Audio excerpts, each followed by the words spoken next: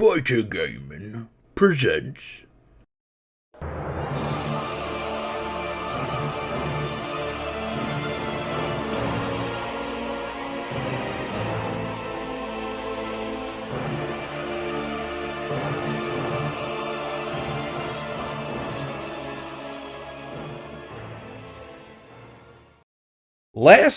It's not last we left off. I just completely fucked that one. This is new.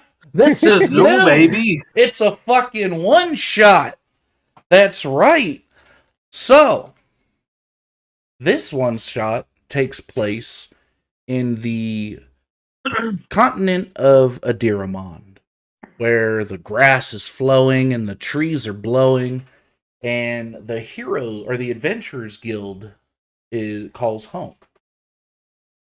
And it is just a nice warm day. And I just forgot your character's name. Whose character? Slacker. I forgot your character's name. Let me look real quick. For this one, I'm going to be using Yori the Rat. Yori the Rat, that's right. Okay, so Yori the Rat. You walk into town. It is bustling. You see people walking to and fro, going places. You are a registered adventurer with the Adventurers Guild. You normally find yourself traveling around, playing your instruments, putting on shows for people.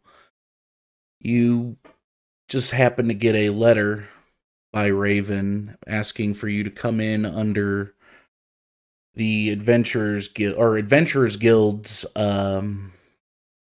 Guildmaster.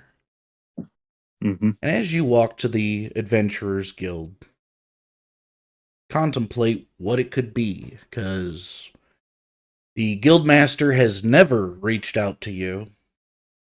However, this is one of those things where it must be dire for the Guildmaster himself to reach out to you and take you off the road for your musical endeavors.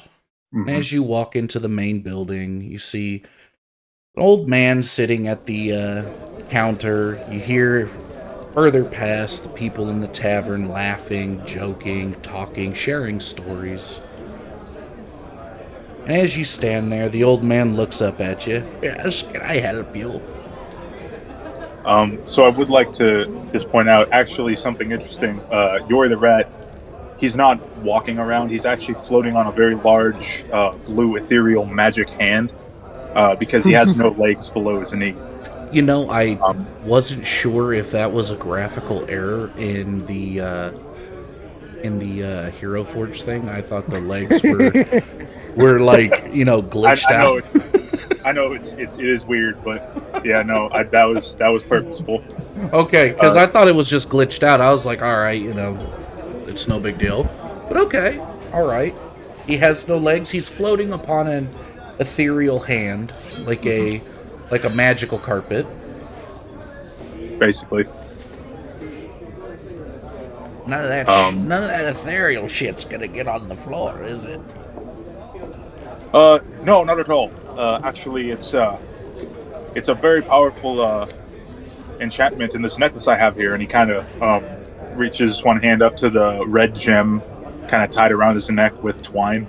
He says, "No, there's no magical dust or anything like that that's gonna fall on your floor. Don't worry." Okay, good. How can I help you today? Well, you see, I was sent a letter by Raven by the Adventurers Guild, and I just need to know where I should report for my duty, I guess, unless you all just called because you wanted some background music. And he pulls out his flute and kind of gives a very vibrant strum. Oh yes, I heard of you. You're very talented with the strumming on the lute. Yes. Actually, there was a purpose. I was told to keep my eyes open for you. I didn't know that you'd be coming in floating on a hand. I didn't know you were royalty. My mistake. So, let me point you in the... He starts slowing down and breathing heavy. Are you all right there, old timer? No. Time is finally catching up to me to where it hurts to breathe, but it's okay. So, what you do is you take a left from here up the stairs and all the way down the hall. You'll see the big oak door. Knock on that door 3 times and give the code word. The code word is I'm here. Right then. And he'll kind of just with like an idle wave of his wrist, the magic hand will kind of drift over to that hallway and go down and until he finds the large oak door, and he's gonna rap on it 3 times and call out, "I'm here." The door opens very quickly, and you see a younger man sitting at a desk, his eyes looking up at you. Yuri the Rat. So good to see That's you. Come in, please. Please. I would offer you a seat, but I feel that would be a bit redundant. Oh, I appreciate the gesture, but I'm more than comfortable on my seat right here. So, tales of you and your adventures have caught my ear, and hopefully, if you're accepting, I have a special task for you. Well, I'm not sure why someone who specializes in drunken bear songs and heartbroken barmaids is being contacted by the Adventurers Guild, but I'm more than happy to oblige. You know, I heard rumor that you do sing a very pretty song. However, I also heard you're quite skilled in battle. Is that fair to say? I can burn or freeze any bastard this side of the country. Beautiful. So, he flicks his wrist and the door closes behind you. I have a special task for you. About 4 hours from here is a small town. In this small town, they've had 3 murders and a handful of disappearances. Now, normally, this would not require the aid of such a well-traveled adventurer such as yourself. However, I have sent 3 teams of adventurers to go handle this quest, if you will, and none have returned. They are either missing or they are dead. Right. And what would this quest be exactly? I need you and a group of sellswords that I've handpicked to go investigate, find out the causes of these murders and the disappearances, and bring the culprit to justice, whether that's hauling him in or dispatching of him, whichever. I'll leave that up to you. All right. And pray tell, what's the name of this town? The town's name is Starturn, and that's Starthurn.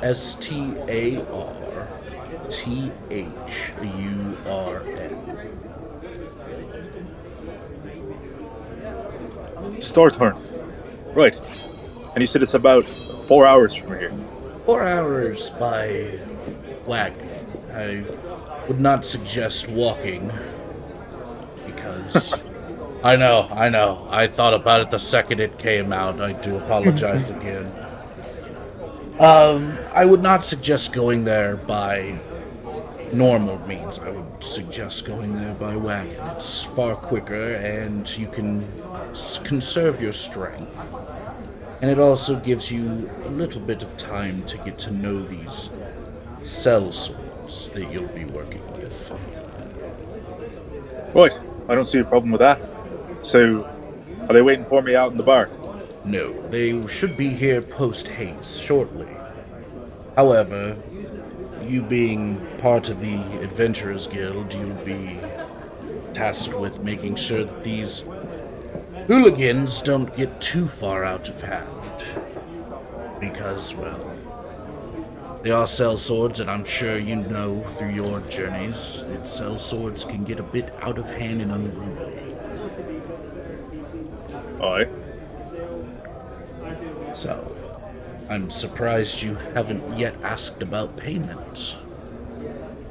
Well, I usually get payment enough from the songs I play all across wherever I travel, but now that you mention it, coin should be part of the discussion. And it is, you will be getting a total sum of 3,000 gold for this. Now, the sell swords, on the other hand, aren't getting nearly as much. So we'll keep that between us. But just keep them in check because, again, they are in a roundabout way representing us, and we would like to have more places that are guild friendly amongst our ranks. This town is so far not guild friendly. They are about as neutral can be. You get my meaning. Right. Pardon me if I'm coming off as rude or blunt, but you seem wary of these mercenaries you seem to have paired me with. Is there something you're not telling me about them? And I would like to cast Charm Person. Okay. What's the roll that I gotta make? It's got to be a Wisdom save 16. Lucky bastard. It was a 15. So, you charm him, you give a little flick of your wrist, and he kind of perks up a bit and looks around, but not knowing of what just occurred. And they aren't what you would call heroes. They are, well, for lack of a better term, they are mercenaries. They are bandits. They are thieves. They are anyone that has garnered a reputation of getting the job done. Unfortunately, anyone else that was, how would I put it, a hero in the making is either busy or dead. And I need heroes, or, well, in this case, bodies that are strong, but not too strong, if you get my meaning. I suppose I do. Enemy of my enemy's friend, my friend, and all that. Exactly. And we truly are at a loss of information on this one because it seems anyone we've sent there either goes missing or is presumed dead. So you'll be going in more or less blind. All right. And as you guys finish that up, you hear a knock at the door. Oh, come in. And he opens up the door with his hand, and you see a goblin, very short goblin, with gold rings on his fingers and a nice gold chain and a nice top hat and a suit walk in. Oh, and who are you? Carnivaro, you see, well, you're not Carnivaro, you're Tenley. You see a man floating on a hand, and you see a man sitting behind a desk looking at you.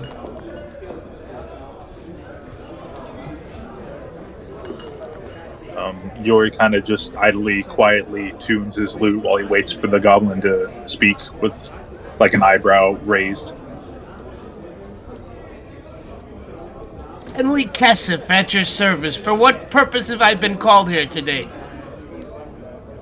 Oh, Oh, that's right. Tenley Kesef. That's right. Hello, hello. You have actually been called here because I have a job for you. Putting together a team. And I heard that you're the best Hey, I man like to for work it. alone. I understand that. However, I'm sure a bit of gold could soothe those feelings a bit. Gold, you say? Yes, Well, gold. tell me more about this team that you want me to head up. I wouldn't say head up. Be a part of would be a better description. Basically, I am putting together you, Mr. Kesef, and Yori. You two will be working together. There'll be more in the party, but basically, Yori can give you the gist of what'll happen. I need a job done, and I heard that you are one of four men to be completely fair, that can actually get the job done.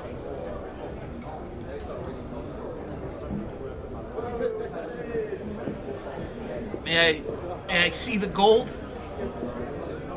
He rolls his eyes and pulls up a little bag, a little pouch of gold, and he starts shaking it, and you hear it tinging off of one another.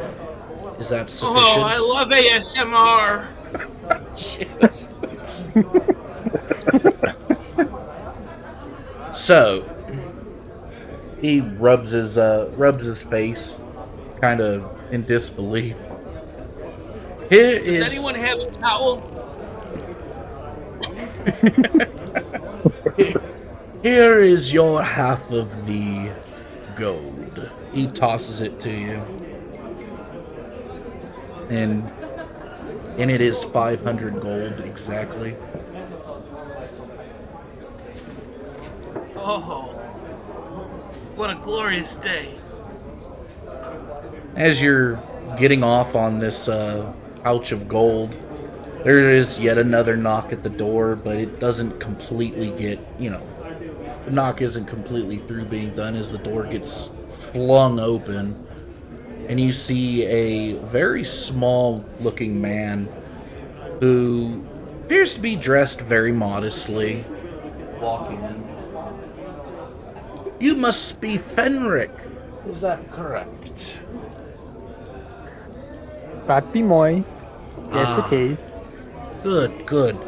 So, I'm sure you're wondering why you were called here. The leader of this team, Yori the Rat, meet Fenric. Fenric, Yori. A pleasure to meet you. Nice to meet you as well, lad. So, he pulls out another pouch of gold and tosses it to you, Fenric. There's Jesus. There's half your payment up front, 500 gold. Yori will give you the details on the road of what will happen. And we appear to be one short. Oh. Well, who's it we're missing?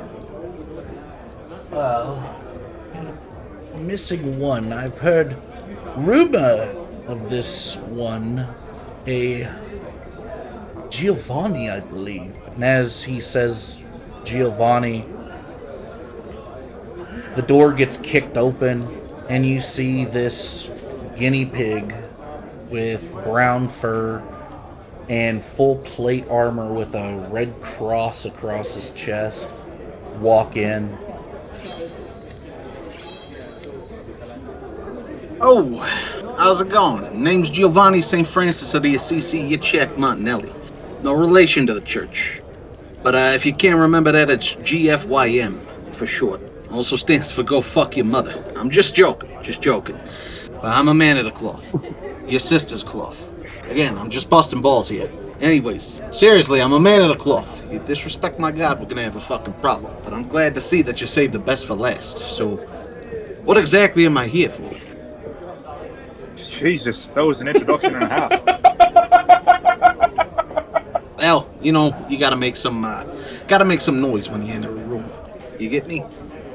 Sure. As you're speaking, you see a little pouch of gold get tossed to you.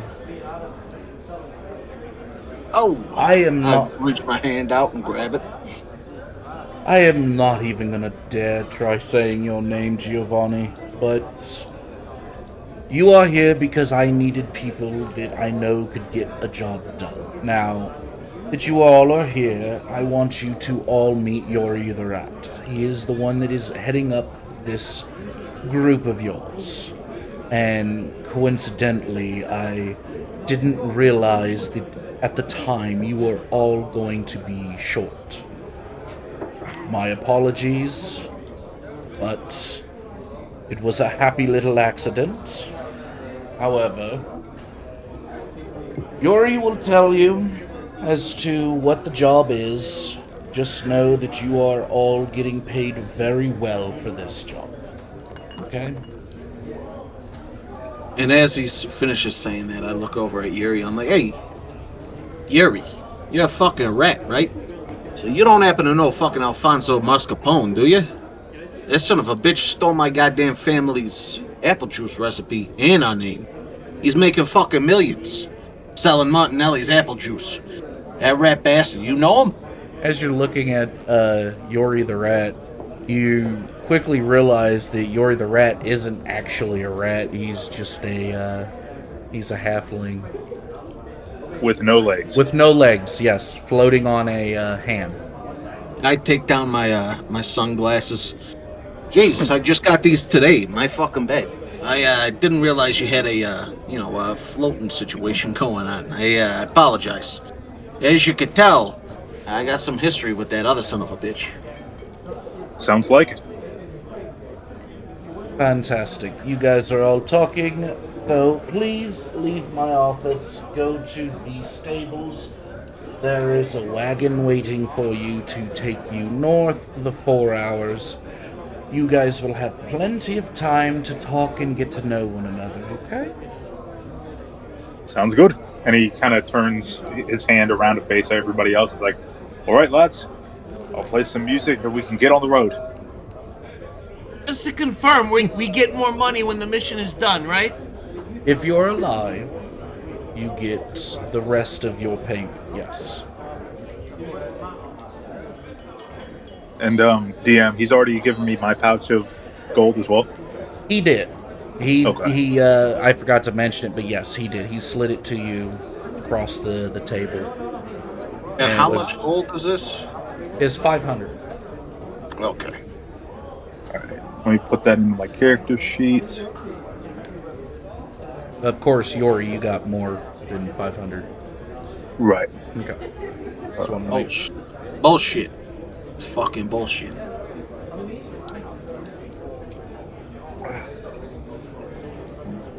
Ah, there we go. And they're perfect. All right, so you guys ready to hit the road? Yeah, I think so. Okay, so Well, let's get this party moving. alright, so you guys start heading out of the Adventurers Guild and go down the stairs and make a right to the front to leave, and you see the old man holding up what appears to be like a I mean, if you were to use regular terms, it looks like a large Cocoa Puff. You're And cutting in and out oh, I am? for me. For me, at Yeah. least. Okay. Yeah. Yeah, Yeah. me as I can well. really understand the last, 10 seconds. Okay, we'll give it a second. Can you hear me better now? Yeah. Okay. Yeah. So you see the old man at the front. He's holding up what appears to be, for lack of a better description, a Cocoa Puff, about the size of a softball. As you guys walk past, and he makes eyes with you. Giovanni, almost as if he knows. And as you guys leave, you walk towards the stables and you see the wagon. You see the horses that are going to be pulling the wagon. You see the man on top. He looks at you and he goes, "Are you the ones? Ones I'm taking north?" That's us. All right, hop on in, and I'll be sure not to take the bumpy roads. Don't want you heroes to be uncomfortable. So if you have any questions or need to pull over, please let me know, and I will do it as quickly and safely as possible. So, can you guys go? Does anybody mind if I play some music while we travel? He says as he kind of brandishes his lute. I don't fucking mind. Go ahead. Some music, you say? I got my my bird pipes with me. Maybe we can make a tune. Sure, why We not? should start a band. I have a ton of connections. I can help make you guys very famous. I'll work on the contract on the way. Let's hear what you've got. Bro, I don't play for money. This is just a passing hobby. Well, sure, you and me can play along. I don't mind. As you guys get in and start getting situated in the wagon, you feel it lurch forward, and off you guys start going. All right, and Yori will kind of just make sure his lute is tuned right, and he'll play a very uplifting kind of tune for that's fit for travel.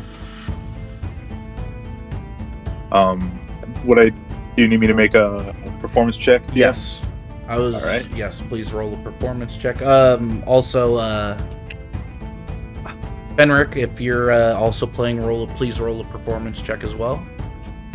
Would All that right. be a D20? Yes. Okay, so that's 17 plus 12. That's 29. All right. Is that a 15? Do I have any modifiers? I don't think I do. 17. Okay. So, Yori, as you're just effortlessly plucking your strings and strumming them, the most beautiful tune is just coming out of your lute, and it's fit for adventure, but it also has this relaxing tune to it where everyone's just kind of lowering their guard a bit. I have to keep looking at your name, Fenric. You're also playing along. You're not familiar with the song, but you're keeping pace and playing along. You're not screwing up anything. It's just you're just not familiar with the song. However, you said bagpipes? Bird pipes. Bird pipes, sorry. Your bird pipes are just perfectly going along with it, just you're not familiar with the song. But I want everybody to give themselves inspiration due to this beautiful song that is being played. Quick question. I can't access my characters. All I can see is Carnivoro, like the old characters. Okay, give me 2 seconds. Let's see. Also, quick question. In the virtual tabletop character sheet, how do you add inspiration? Oh, wait, never mind. I'll shut the fuck up. I found it. Let's see. I'm just changing a few things for the. There we go. Alright, so. Alright, try it now. You should see player characters, party PCs, okay. Alright, so you guys are just traveling along and just having wonderful music played. And yeah. You guys got 4 hours to kill. Giovanni's just gonna kind of study his I guess basically the Bible. So I guess is religious books or book. Tenley, what are you doing? How do I give myself inspiration? What are you doing on this this trip? I'm spending my time typing up a contract for my great friends Fenric and Yuri the Rat so that we can turn them into great musical artists. Jesus. All right. All marketing, budget dollars, and tour dollars will be repaid to the company at the end of any tour or album release. God. Right. Tenley, right? Yes. I gotta say, and pardon me if this comes off as rude, but I've never seen many goblins in such fine attire. How'd you get into that kind of lifestyle? Well, you know how as someone who plays the lute, you may be very good at your craft and very good at making music. However, many people in the world have not heard your music or know who you are. Unfortunately for them. What I do is I bring your music to the whole world so people can appreciate it. Alright. It's a beautiful gift you have. Well, thank you. I appreciate that. I also throw parties at my luxurious mansion for invitation only. DM, can I insight check him? Oh, you totally can. Alright. That is an 8. Honestly, it's one of those things where it sounds like bullshit, but it also sounds like he could be telling you the absolute dead-ass truth. It's one of those things where it could just be a up in the air. Oh, that's impressive. An entire mansion. I've been playing since I was knee-high to a grasshopper, and I can barely afford a room in an inn most days. You should come to one of my parties. After 9 o'clock, it really gets jumping. Sure, maybe after we take care of all this murder business, we can all relax with a party at your place. Absolutely.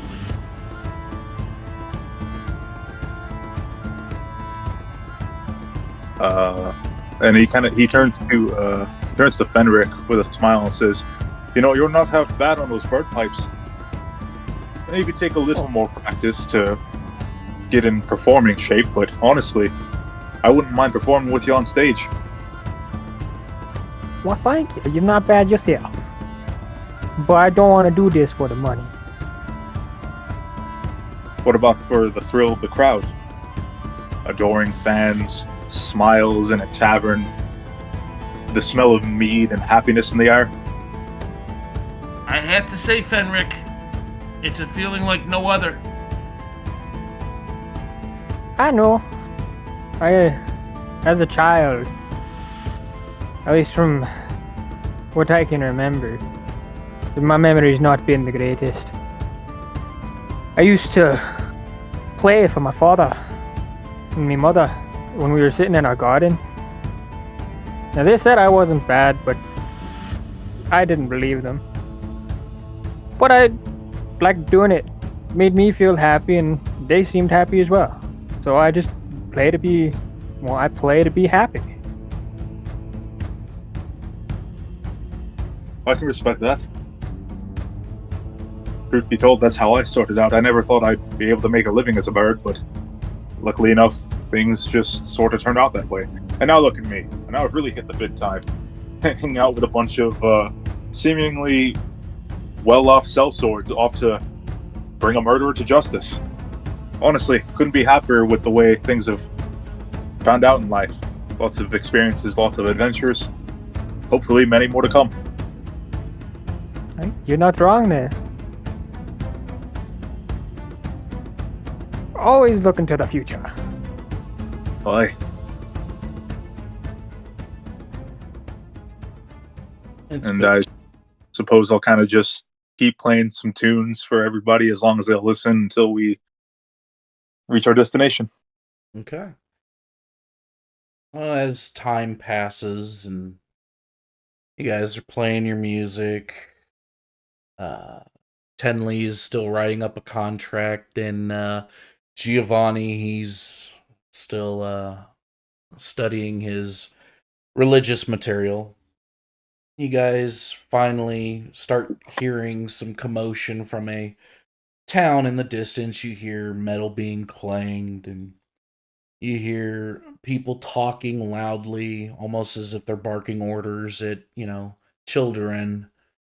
And you guys stick your heads out, and you see a very quaint town. It's nothing massive. It's a very small town, probably 10, 15 buildings in total. And you guys get to the stables, and the coach gets off the wagon and comes down and opens the door. All right, here you go. We're here. How long do you guys think you guys will be? Because I personally don't want to stick around here around at night. Heard the rumors. Come back for us in 2 days, and Yori will take a platinum out of his coin pouch and place it in the driver's hand for services rendered. And I kind of, Giovanni kind of looks over at the carriage driver and is like, the fuck you mean you heard rumors? What type of rumors are you talking about late at night over here? You don't want to stay. Didn't you know the rumors that why you're here? Yeah, there's been a couple of murders. A couple guys got fucking whacked, but that's about it. Is there something else you're not telling us? Can I do like an insight check to see if he's holding back any information? You could do an insight check, sure. It was a little strange he'd mentioned he doesn't want to... Like, I mean, I feel like it seems like there's a little bit more than just the fucking murders we already know about. Do you guys know about the murders? Weren't we... Isn't that what we were told about? No, if I remember correctly, I only told Yori. I would have filled him in on the way over. Oh, okay. Then yeah, fine. I get you now. Okay. I was like, y'all were just playing music and reading. $23. Or not $23. What the fuck am I saying? Hey, I rolled a $23. Yay, you bastard. Yeah. What do you know? 23. So, as you're studying this guy, you see he is holding back. The rumors seem more than what you guys have even been told. But yeah, he's definitely holding back.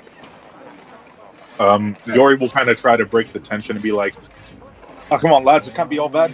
Look, there's children smiling and playing in the street. Can't be that bad, right?" I kind of turn and look at Yuri. I'm like, hey, listen, no offense here, but, not everything's fucking sunshine and rainbows and getting your cock sucked in life, all right? So I'd like to figure out what the hell this guy seems to be holding back from me here. If you don't mind, no disrespect. And I turn back to the carriage driver and I'm like, listen here. I'm like, you could either fucking tell me up front what we're walking into, because we already know about these fucking guys getting whacked over here. So you need to tell me what's going on, or else you're gonna end up like the guys we came over here to, take a look at. I wouldn't want anything to happen to you or your carriage here. Roll an intimidation. Jeez. Hey, I know you just drove us here and all, but I'll fucking kill you. Right?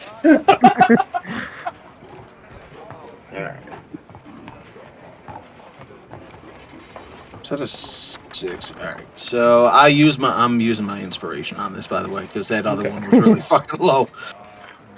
So 6 Oh, plus hang on. 7. I can't do fucking math. That's 13, right? Yeah. All right. So 13. So as you Second. say this, the carriage coach, he kind of, or stagecoach, sorry, he kind of takes a step back and you wouldn't dare. I Oh, say to him, I'm like, I wouldn't dare what? I mean, you don't even fucking know me. You drove me over here. That's about it. So how do you know what and what I won't do? You trying to tell me what I can and can't do? no, Is that no, what you're no, saying? no, no. The rumors that I've heard. All I heard was a great beast is responsible. That's it. I don't know if it's true or not. You know how people like to talk. How rumors get spread. They spread like wildfire. That's all. I didn't want to bother you and possibly muddy your investigation. And That's it. I lean into him, real close. Kind of take my hand and softly slap him on the cheek a couple times. I'm like, see, was that so hard? And then I go into my pocket. I grab like 5 gold pieces and drop them down in my hand. I'm like, listen, go get a drink before you get out of here. I didn't mean to rile you all up like that. I just needed to know exactly what we were dealing with, all right? He takes the gold out of your hand and puts it in his pocket along with the platinum piece. Yeah, I'm not staying around here any longer than I need to be, so if you don't mind, I'll be just going on about my day. It's Right. up to you. If you don't mind, come back for us in 2 days. 2 days. We'll meet you at the table. You got it. I hope nothing bad happens to you guys. Please be safe. It's you'd be the 4th team that I've brought out here. And hopefully we'll be the last. He nods his head to you, tips his hat, gets up on the stagecoach, and just pulls out. You guys see him leaving. As you guys stand there at the stables, again, you're just hearing what sounds like a lively town. Nothing out of the ordinary. You can see from your position, you can see a couple shops, very quaint shops, and you see a tavern. And you see some kids running around, just kind of enjoying life, almost oblivious to the murders that have occurred in their town. You guys do. Yori will put on a big smile, and he'll float over to the nearest children, and just as friendly and energetically as he can, he'll say, "Any of you wee ones fancy a song?" You see the kids stop dead in their tracks and turn at you, and they just start running towards you, screaming yay and yeah, and they drop to their knees and sit on their feet with their hands crossed over their laps, patiently awaiting you to play a song for them. All right. I suppose I'll sing a song while I play on my lute about a great beast hidden in the mountains, high in the valleys, low. Kind of just like a very energetic, gripping tale of caution. Not to scare the kids, but just to kind of entertain them. Okay. Roll a performance Here. check. All right. Kids won't hear, son. 24. All right. So you start playing your lute, and you just see their eyes grow wide as you start telling them this tale. And their smiles have yet to fade. If anything, they've grown larger. And some are clapping along with you. You see some of the adults kind of clapping. You see the tavern doors open up and a few people poking their heads out as you're just singing the song and strumming away. And while he's doing this, what are the rest of you guys doing? I walk over to Tenley. I kind of go over to him. I'm like, It's Tensley, you Tinsley. What? But go ahead. Hey, Tinsley, you say you got connections in the music industry, right? Absolutely, I do. Now listen, this Yuri here seems to be a pretty good loop player. You think you might need a little investment I could get some return on or something? Maybe we throw a little bit of a partnership together. Oh, for sure, for sure. That's a fantastic idea. How about 10 gold pieces for now, just in good faith, until we work something out? I kind of look at him, and 10 gold pieces now for what though? Just a good faith Just offering. an act of good faith. I'm feeling a little rich in my pocket. You know, just got paid. He is 10 gold pieces, but you fucked me on this. We're gonna have to talk about it later. Oh, I wouldn't fuck you, sir. I'm a Hi. businessman. Why wouldn't you fuck me? I don't look good enough for you. I'm just fucking around, kid. Here's the 10 gold pieces. I'll tell you what, come to my party when we get back to town. You never know what could happen at those things. Oh, I'm a man of God. I only go after the children. I'm just joking. Father, forgive me. Jesus. You'll love Um, these record label parties. You'll love them. um, can we say while Tinsley and Giovanni are kind of having a conversation, Yori kind of finishes the song with a flourish, and as he waits for applause, he'll kind of float a little closer to the kids that initially ran up to him, and he said, "I travel far and wide searching for monsters to slay. Have any of you wee ones heard or seen anything, maybe in the past few days or weeks, that any monsters need to be brought down?" And he kind of flashes a confident grin. As you hear the round of applause, the kids are listening to you and they look at each other and kind of look down and, kind of, hey, like a child that knows something but doesn't want to say. Mm-hmm. And they just kind of, keep quiet. And as the applause dies down, they're still kind of just standing there. I don't know. Um, can I ask? It's the kids out there right now? Is there also there's other like villagers out there too, right? Oh yeah. Like I said, the applause is dying down, and the some of the adults that were walking by did stop just to listen to the song and clap along. Okay, and these kids are being a little. They don't wanna tell anyone anything. I mean, yeah, basically they're just being kids, a little shy. I All right, so I kind of clocked this in the middle of the conversation with Okay, well, let me finish up this one though, real quick. Oh, okay. So going back to you, Yori, the kid just basically is just being real shy with you.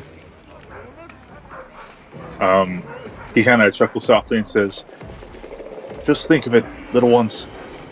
Whoever gives me the information to slay this great monster, just think, you could have a song all your own telling about your brave fables to help a noble adventurer slay a wretched beast.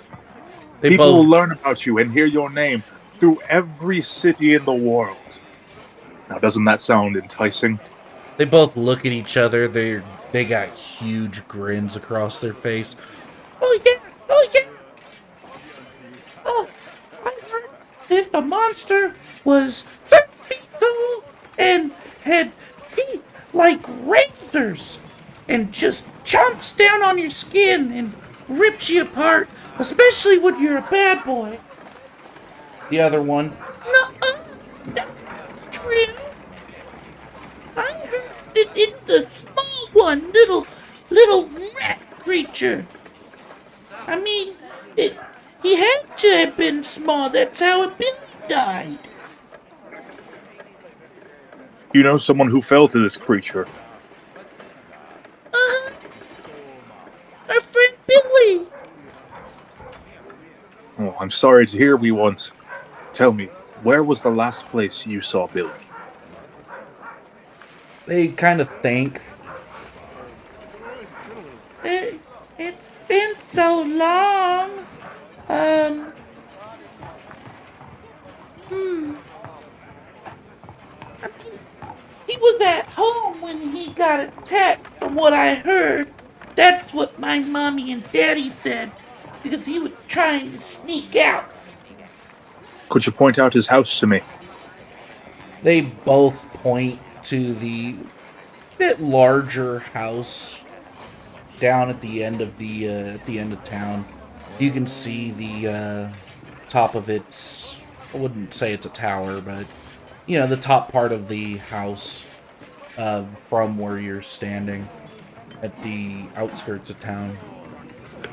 Well, May I humbly interject here? Okay. Would any of you children happen to know what was it that Billy did that made him such a bad boy that the monster came after him? I don't know.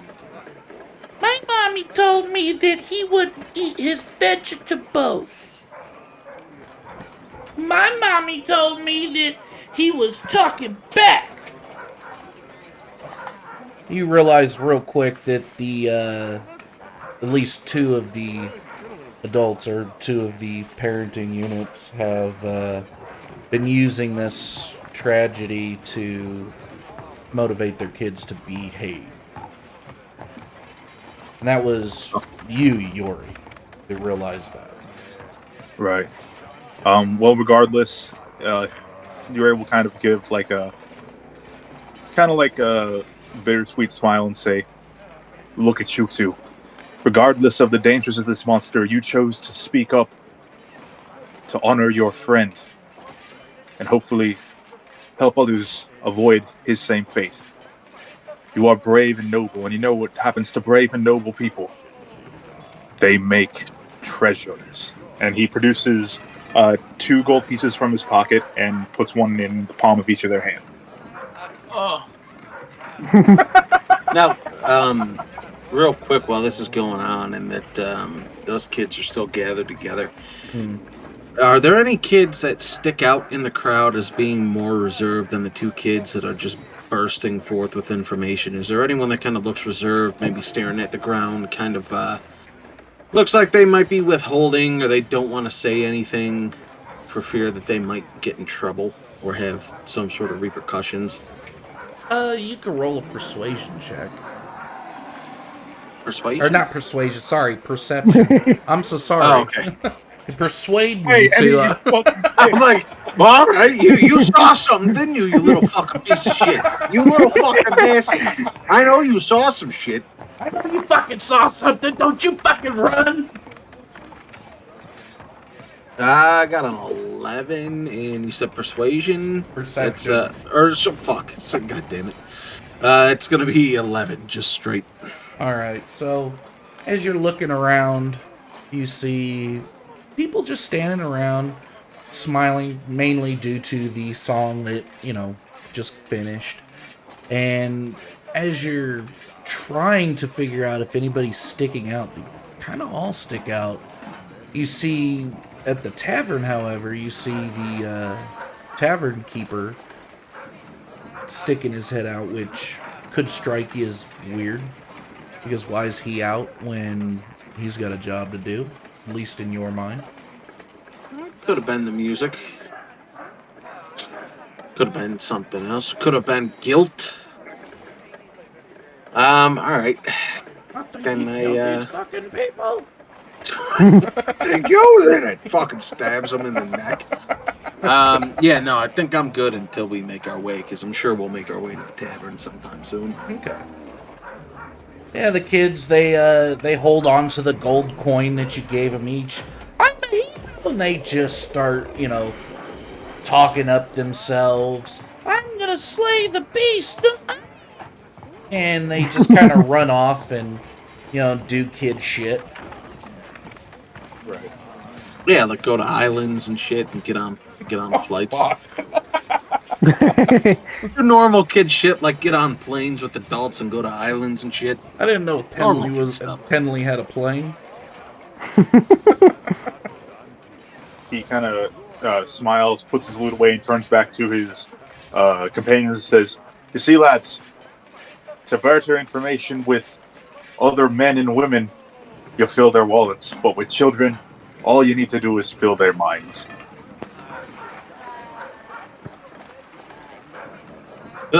Fill their minds, huh?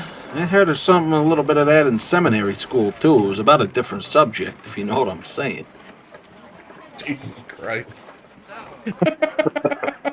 But anyways, we looking like we might want to go to the tavern or something. Or Innkeeper's usually got some information. Well, Innkeeper's got some information usually, and I could go for a little bit of something. All right, I'll buy. Don't gotta tell me twice, then. All right, so you guys. Oh, sorry. I say, you boys can go on in without me. I'm not a fan of being inside of bars and taverns. I mean, when we perform, I'll gladly do it, but right now, not my type of thing. I'll wait outside for you. Right. No sweat. You want us to bring out something to eat or drink when we're done? If you could just bring me a loaf of bread. Sure. That's all, really. I can do that. Thank you. You guys start. All right, I'm happy to go in, but I don't drink, so if you don't mind, rather than buy me a drink, I'd rather just take the cash. Can you spare me a gold coin?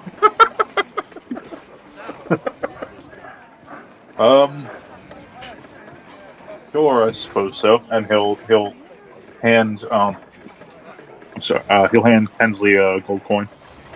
You start realizing You start realizing pretty quickly how Tensley has amassed such wealth. Yeah. So you guys start making your way into the tavern, and you guys open up the doors, and you see the tavern is somewhat lively. Not as lively as you'd expect. Not as lively as it is outside. You see a few of the farmers that work the fields sitting there enjoying a drink, whispering to themselves. You see a few of the shopkeepers there as well. And you see the tavern owner just standing there cleaning the counters and cleaning the cups. And he looks at you guys and gives you a nod and kind of just opens his hands to signify for you guys to sit down at the bar. Yori will kind of just approach the bar with on his hand, move a stool out of the way, and have the hand take its place so that he's in front of the bar. Do the rest of you guys sit at the bar? Yep. Aside from you, Fenric? Yeah. Okay. I sit at the bar on one side of Yuri. As you guys pegged that you guys were here from the guild. So, What were you gonna say? I was just gonna say, aye, that we are. yeah. Especially you, in the hand. How'd you lose him? Was born without him. That's rough. That's rough. It's not all bad. Hopefully after this gig I can buy myself a new pair of shoes. And he chuckles.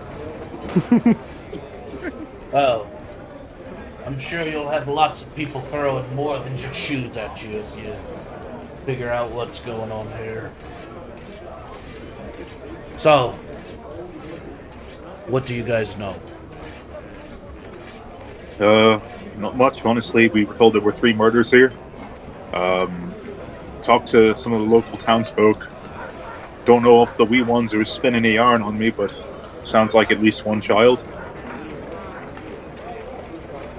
He just begins nodding and puts the cup that he was cleaning down, reaches into his pocket and pulls out 3 rolls of parchment. Yeah, it was a boy. It was the first victim. He, yeah, that thing did to the boy. It's just absolutely ungodly. He unrolls the parchment, because I was afraid that perhaps the first group that was sent here wouldn't be able to get the job done. So instead of leaving the parents to grieve over rotting corpses, forgive the language, but I figured a sketch would help the next group that would come out. He opens up the parchment. You see a sketch, a damn good sketch, of what is a child, except it's hard to tell if it's a boy or a girl because the amount of damage done to the corpse is immense. There's chunks of face missing off of this child. There's large gashes in the chest area. The heart is missing. And yeah, it's hard to look at. He opens up the second one. This is what happened to one of the guards. It used to be stationed here. He opens up the parchment, and again, same thing, except not as gruesome. He's missing his jaw entirely, and heart again ripped out.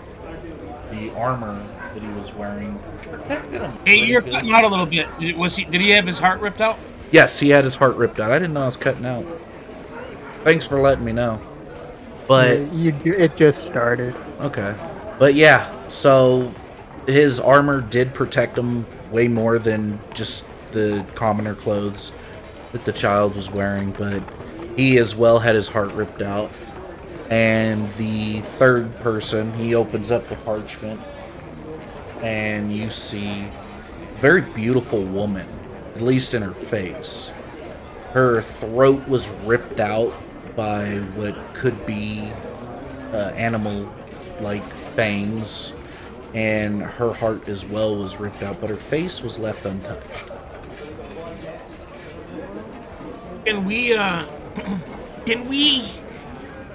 analyze the second victim's picture and find out what class of armor he has?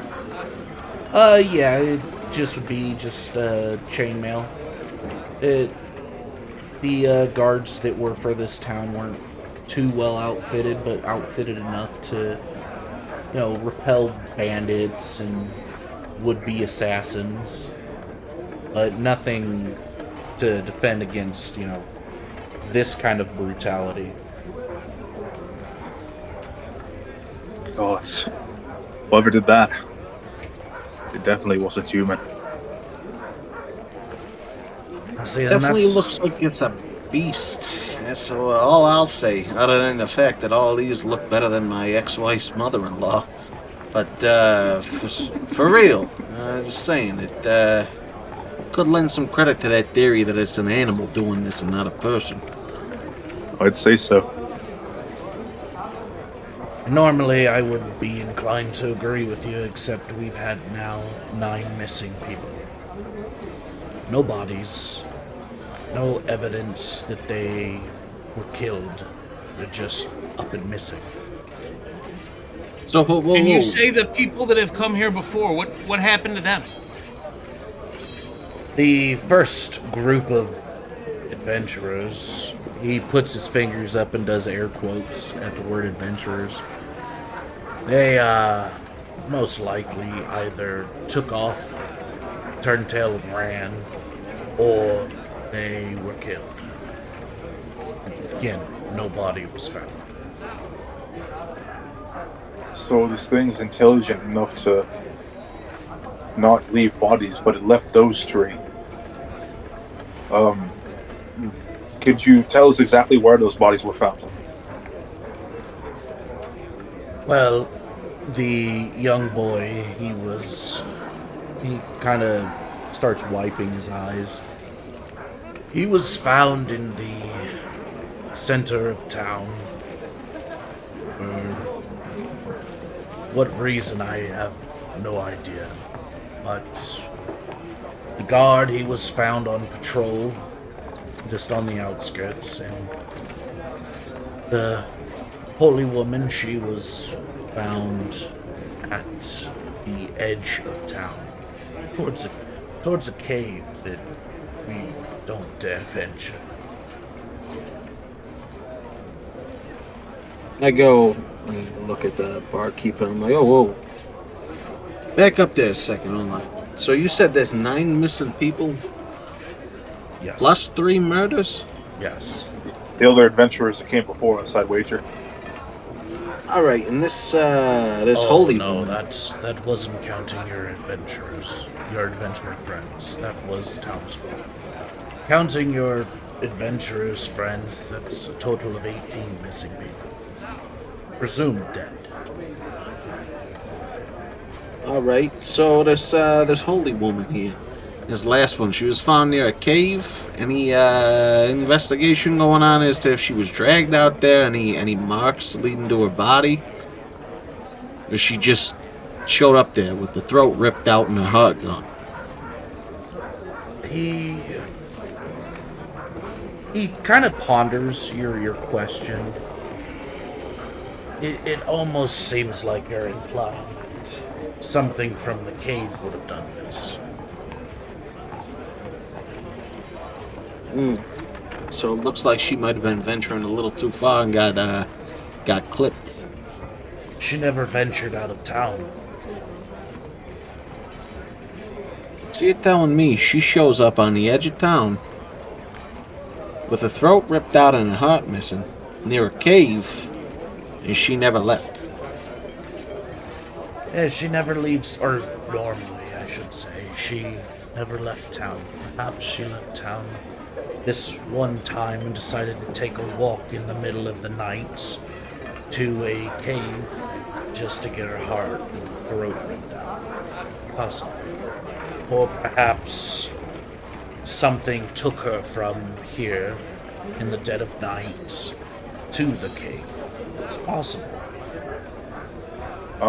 DM. I wonder Yes. if this fucking animal can disguise himself. What were you gonna say, Yori? In Yori's mind, like everything that this bartender is saying, it's not quite adding up, and he kind of raises an eyebrow, and I just want to make an insight check to see if this bartender is like hiding anything, or he's not telling the whole truth, or something. Okay. All right. 19. All right.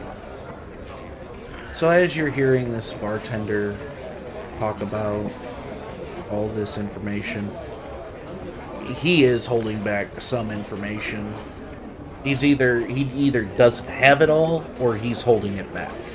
But it doesn't make any sense to you at all. Because on one hand, sounds like a great beast. On the other hand, it sounds like there's a thought process to these other disappearances. Now, forgive me for my skepticism, sir, but it isn't adding up. You knew exactly where they were when they were murdered, and instead of the town guards or a paladin from the temple or something, they send a bartender to get sketches of the bodies. You'll have to explain to me. It just doesn't make sense.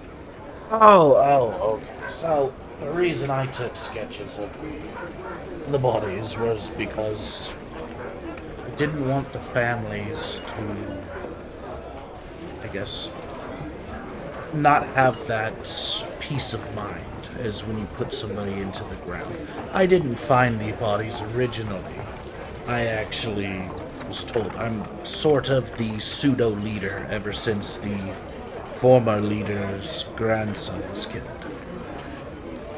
So I've kind of been filling some shoes while also being the tavern. I Okay. apologize for misleading you. Does it seem like he's telling the whole truth now? Yes. And that was also on the DM for not explaining that. Okay. So he'll just kind of nod. Yeah, what a loser. Can't even keep track of his own lore. Right? I'm making up my own fucking lore as I go here. So Yuri will just nod and say, right. Well, I suppose we'll start looking, but do you think maybe we could get some drink and food before we head on our way? It's been a long journey, and Of we're course, all of course. He great. quickly begins filling up some mugs for you guys. And what do you want to eat? Do you perhaps have some type of beef or lamb stew and a nail for me? Ah, yes.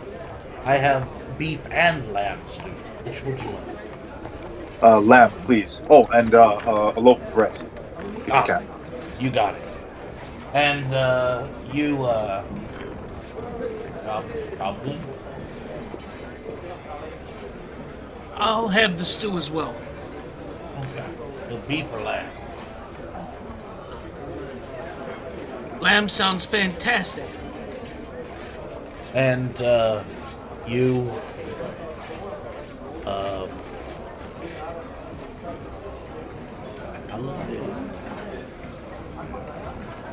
Holy man? Yeah. And, you call me by my name. It's Giovanni St. Francis of CC Yitzhak Martinelli. And if you can't remember that, it's GFYM for short. Also stands for Go Fuck Your Mother. But, yeah. You got any apple juice on the menu? I mean, I possibly could make some apple juice for you from some of our fresh apples if you're interested. I just checking. If you make sure, I'm glad that you said that you could make it.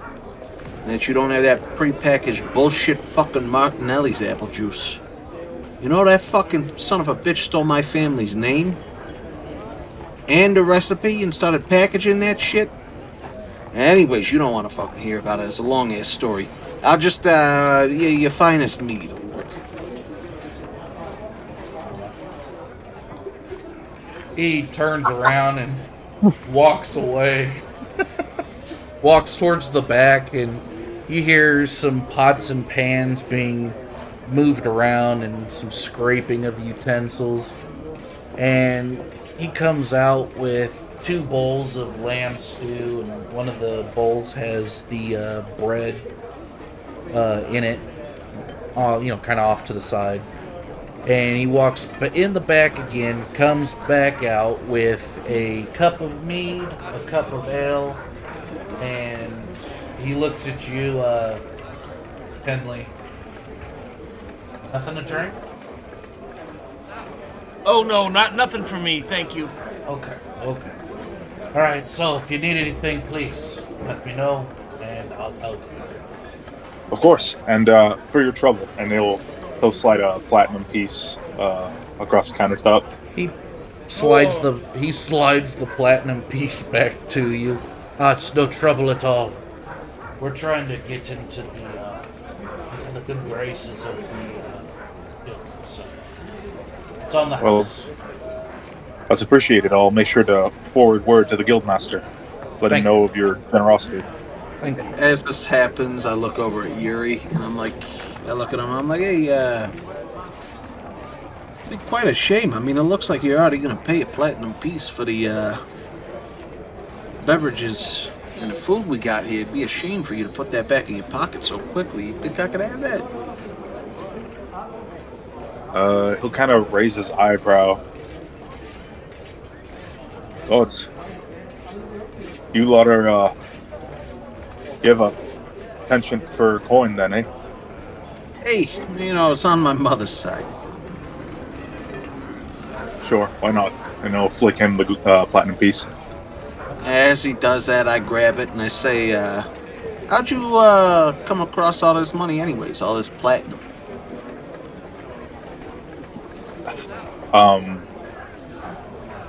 He'll kind of sigh and just take a sip of his drink and say, "Truth be told, I think that guildmaster has it out for mercenaries like you.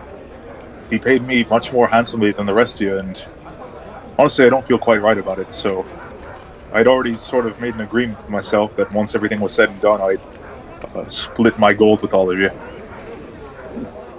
It's a very honorable thing to do. Yeah, I gotta say, kind man. Kind man.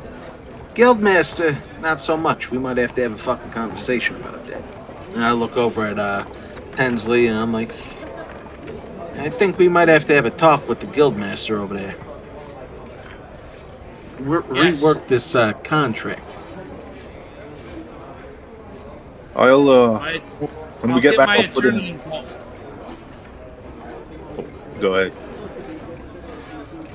I just said I'll get my attorney to come by too. Sounds great. I hope he's a good one. I'm sorry I didn't tell you a lot sooner. I didn't want to say anything in front of the guildmaster. Understandable. At least you came out with it as, later is better than never, I honestly, I've been poor most of my life, so not having an entire mountain of coin to sit on doesn't bother me too much. Yeah, funny you say that, as I outstretch my hand looking for another fucking piece of gold or platinum. I promise, once we're all properly paid in full. All right. I figured I'd just check. As you guys are sitting there, just going back and forth with your banter, one of the farmers notices you and walks up. So you're one of the what do they call you? Adventurers or heroes? What do they call you? Adventurers, heroes, fine, handsome, strapping men looking to help anyone in need. Oh, I'm Any of them work, sorry. really. I don't swing that way. I didn't mean to bother you. That I'm not in the business of talking with strapping young lads and whatnot. I'm just pulling your leg, old timer. What can I do for you? Better than pulling his cock, eh? So you guys are here investigating, correct? Aye. Well, you didn't hear this from me, but the former... I just lost my damn train of thought. I'm so sorry. It's alright. The former leader of this town, he likes to take walks alone at night. I feel real suspicious of him. But you didn't hear that from me. And he pats you both on your backs and walks back to his table and sits there and begins whispering to the person he was formerly talking to. I look over at Yuri. I go, hey, former leader of the town, isn't that the bartender? As the bartender knows him? I think he said it was. The bartender said it was his grandfather. And I thought I wasn't fancy on bureaucrats. Interesting. No, it Might was be something is the grandfather of the first victim. The what? Huh. But he was the former leader of the town. It was the grandfather of the first victim. Oh, okay. And the bartender, because of what happened, the bartender decided to step in and take over the leader duties while the grandfather grieved. Okay. The first victim was that kid, right? Yes. Okay. Well, lads, I think it's safe to say maybe we should start at that first victim's home then, or wherever he was. No, wait, he was murdered in the town center, right? Yeah, that's where his body was found. Okay. Maybe we should go into the town center first. Maybe follow up with the victim's parents. That child pointed out his house to me, so could be an easy way to get more information. But I'd rather not go immediately into the cave if we can help it. Don't want to skip over anything here in town. Sounds like a logical train of thought. I'm in. I'll be right behind you guys. I barely touched my stew. I just have to finish. Yeah, I guess we'll kind of finish eating, and I'll make sure to grab the loaf of bread for Fenric on the way out. Oh, you guys sit there and eat your food, and as you guys finish, leave your dishes there and head on out to meet up with Fenric. Can I stay behind still? Sure. Yeah, you can stay behind if you want. Okay.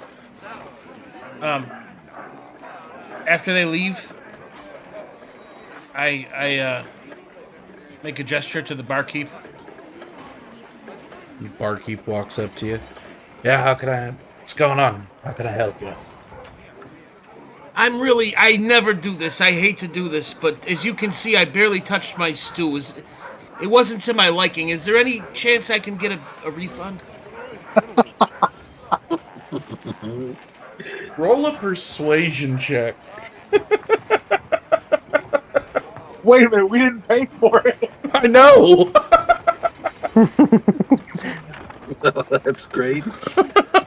You're gonna try and blindside rob this poor man who had to watch 12 members of his community get murdered. Damn it! How do I roll this thing? Right click on it. You want me to roll for you, or no? What you do is you just left click on it. You might have to double click. I'm hearing rolling noises. Maybe I rolled it. Oh, here it is. Okay, I got it. Oh, a 2 plus 1. Damn. You got inspiration. That's all I'm going to mention to you. Is you got inspiration. Yeah, you If do want have to try inspiration. again. I'll save it because I have another question for him. Okay. So you ask him if he could give you a refund. Sorry, I'm not sure if you heard, but the meal and the drink was on the house. It was free. You didn't pay. Your friend didn't pay. No one paid. Oh, I've been having bad agita lately. Let me taste it again. Taste it. Oh my good, this is amazing. This is the best stew I've ever had, and I just gulp it down like it's like I'm chugging a beer. Like it's a free meal. Like it's a free meal. And then I say, I think I understand your frustration with the adventurers and them not coming back. I want you to know, we're really not incented that well to do our jobs. I think if you really wanted someone to get the job done and not run away or disappear on you, maybe a good way to do that would be to just talk to people in the town and see if you could get some sort of a bounty for this man.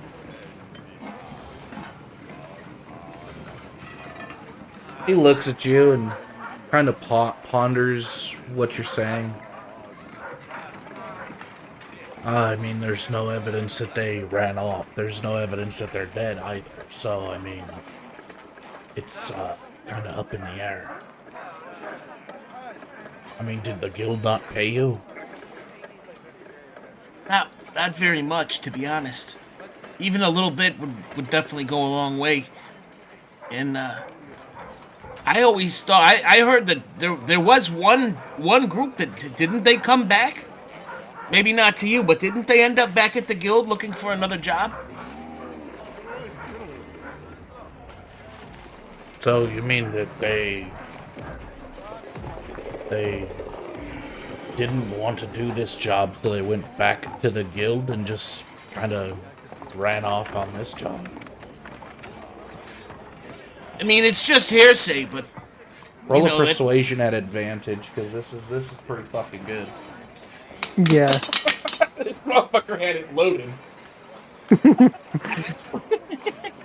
I got an 11 and a 9. What do I take, the top one? You take the top one, so yeah, you got 14 on it. So that's the rumor, is that they took Tell and ran and got a different job that paid better. Again, just a rumor, but yes, and honestly, we're not gonna do that. We wouldn't do that to you, even with the meager compensation that we're getting. All I'm saying is it would be great if we could pay a fair price for this job. I wish the guild could come up with the money, but anything you could muster up as a bounty from the townspeople would. Are. He reaches into his pocket and pulls out 10 gold pieces and puts them on the counter. I'll talk to the others. I know it's not much, but if you're not getting paid correctly or compensated properly, we'll see what we can do. Okay. Okay, well, either way, we won't run off on you. But just so you know, I will come back and see if there's any sort of bounty so that we can actually be compensated for this job. And, just so you know, they even made us pay the driver to get here. It's horrible. These conditions are horrible. Thank you so much. I really appreciate you. He reaches back into his pocket and pulls out 10 more gold.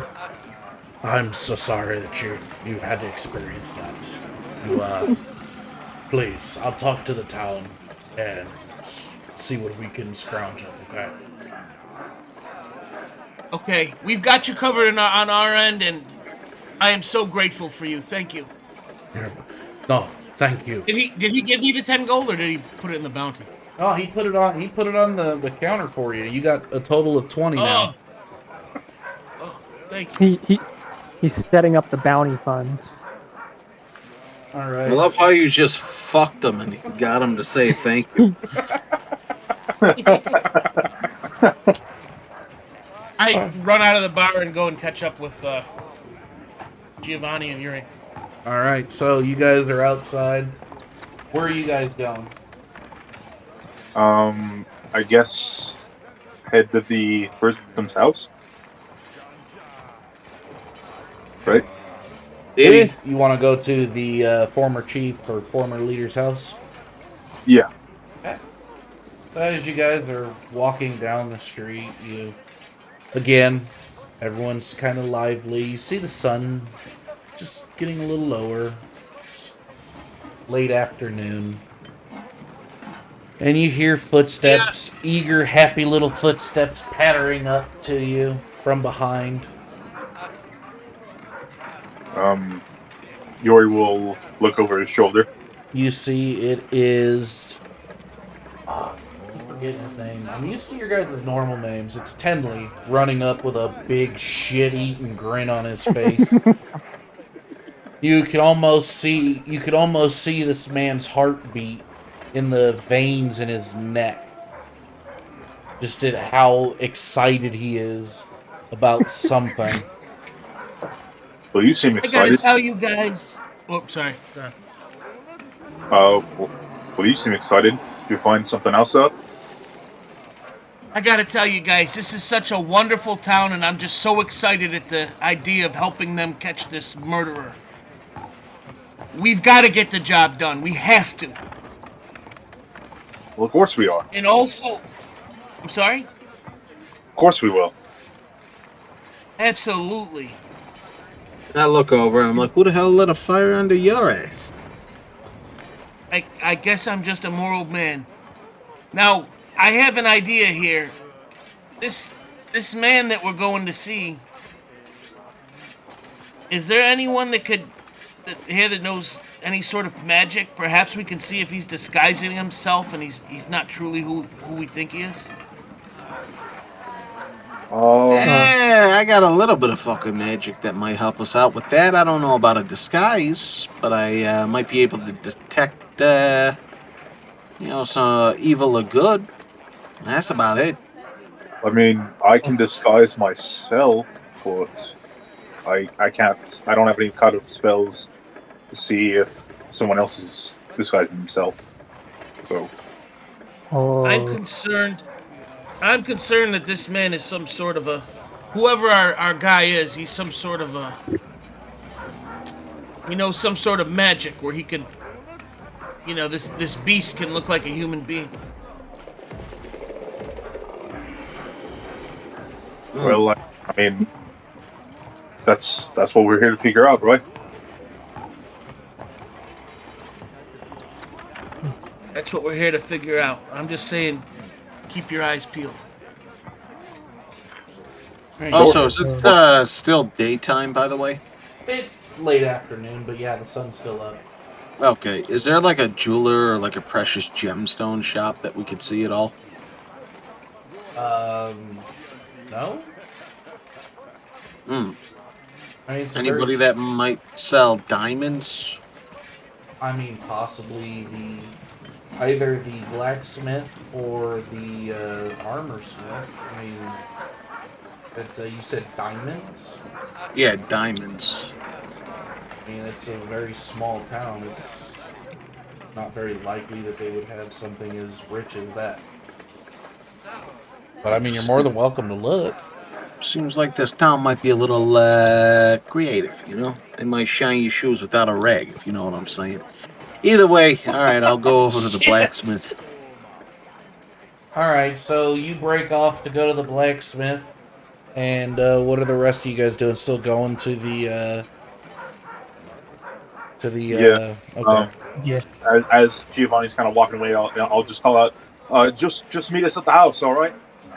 I'll call back to him. All right, I'll meet you over there. Right. So you guys separate ways, and what were you gonna say? Yeah, we just make our way to the house, and I probably just knock on the door. Okay. You knock on the door, and you kind of hear some fumbling and very odd footsteps walking towards the door, almost like a shuffle. And the door opens up, and you see this very old looking man. His eyes are very cloudy, very milky. He hasn't taken care of himself in what appears to be at least a couple of weeks. He's got food and drool kind of crusted on his beard. His hair and beard is matted. And he's just looking in your direction. His face is just drooping. Where you are? Who's there? Yori will kind of soften his voice a little bit. He sees that it's probably a delicate situation. He'll say, sir, we're from the Adventurers Guild. We're here about the murders. Could we come in and have a look around?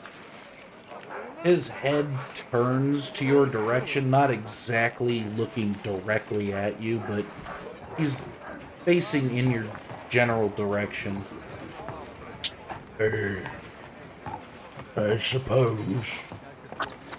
He walks backwards, holding onto the door, and turns, and as he begins walking forward, you see he has a limp in his leg. He's kind of dragging it behind him. And you hear a clicking sound as he's walking, and he turns to the right and into the little, I guess you could say, the little gathering area. And he holds his hands out, grabbing at the sofa, and he sits down. He'll kind of. What were you gonna say? I was just gonna say he kind of just slowly floats in on the hand, just kind of taking in the side of the room. Is the home in like a state of disorder? It's It hasn't been cleaned in at least a couple of weeks. The house, I mean, where he's sitting is very, in disarray. Food, plates, that kind of shit. The walls are lined with books. If you want to do an investigation check, I can give you more details if you pass. Sure. That's a 6. I doubt that gives me anything. So you're kind of just taking a quick look around, but you're really focused on this older man. Um, but yeah, you guys see him just kind of sitting there. So, what can I help you with? Wanted to speak to me about my grandson. Yes, sir. I understand it's probably a grim topic, but unfortunately, getting the finer details is going to be the quickest way to find this monster. Yes, I spoke about this 3 times already. The other adventures from your chapter, I suppose I do it 4. So, what do you want to know? If you could just tell us the day and time the incident was, what you saw, perhaps any signs that He the starts beast had left behind. chuckling. He starts chuckling and say what you saw. Boy, I haven't seen anything for years. I'm blind. Not tell. Apologies, sir. Slip of the tongue. It's alright. It happens, but it was night. I had told him that it was time for him to go to sleep, that his studies could wait till the morning. And this was a couple of weeks ago, I believe. Maybe a day or 2 longer. Seemed to have lost count. But I heard the window break, and I heard him shriek, and I tried to get to him as quickly as I could. I'm not as spry as I once was, but I tried to follow his shrieks, and I ended up going out the window, messing up my leg. So that limp is recent. The limp is recent. Would you mind if I took a look at it? I'm no cleric, but I can heal a bit.